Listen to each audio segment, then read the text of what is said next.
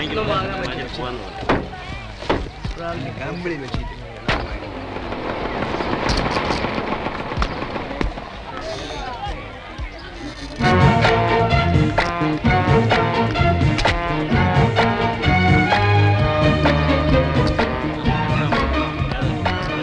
ബേബിച്ചാനാ?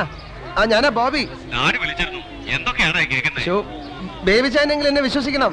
പഴയ മറ്റേ കോളേജിലെ നീന തന്നെയാണോ? അതെ ബേബിച്ചാ. നീ അവളെ കെട്ടാൻ തയ്യാറാണെന്നും ഡാഡിയോട് പറയണമെന്നൊക്കെ നീ എന്നോട് പറഞ്ഞിരുന്നില്ലേ? അവളുടെ ഫോട്ടോ നീ എനിക്ക് അയച്ച ഇപ്പോഴും എന്റെ കയ്യിലുണ്ട്. അല്ല പിന്നെ അവളെ വിട്ടുപോയത് ഞാൻ പറഞ്ഞില്ലേ? ഓ ഓ ഓ ആ കഥ അത്ര വിശ്വസനീയമല്ലായിരുന്നു. എന്റെ ബേബിച്ചാ ഒന്ന് ആലോചിക്കണം. ഞാൻ സുശീലയുടെ കാര്യവും സുധയുടെ കാര്യവും കോളേജിലെ പ്രിൻസിപ്പലിന്റെ അനിയന്റെ ഭാര്യയുടെ അനിയത്തിയുടെ കാര്യമൊക്കെ പറഞ്ഞ ഓർമ്മയില്ലേ? നീ ഒന്ന് ആലോചിച്ച് നോക്കിയേ.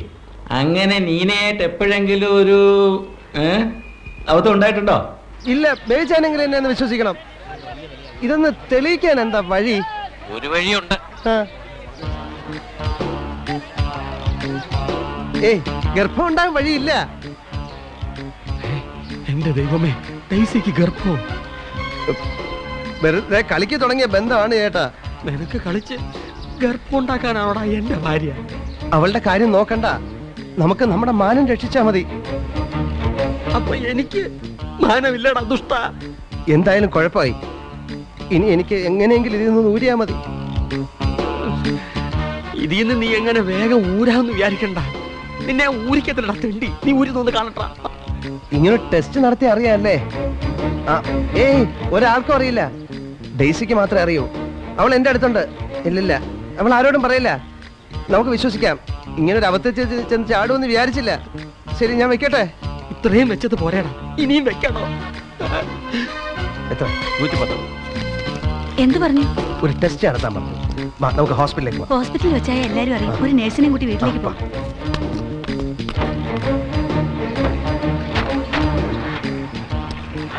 ഗർഭമായതും പോരെ, അതാരും അറിയാതെ കലക്കാനുള്ള പരിപാടിയാണ്.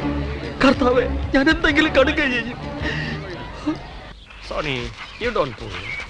Everybody has pulled me. Please, Sony. Oh, oh. What?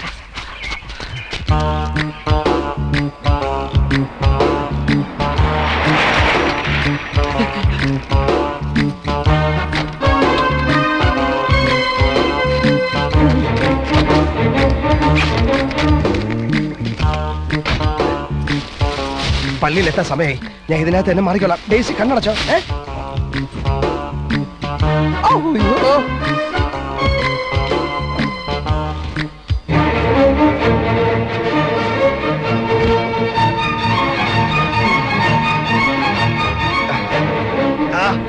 Rubber estate കാണിക്കാനുള്ളത് ടാറ്റ എസ്റ്റേറ്റ് കാണിക്കുന്നു.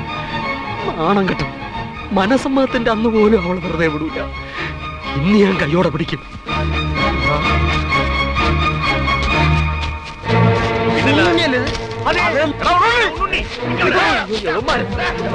ഭാര്യ പിടിക്കാൻ പറ്റില്ല.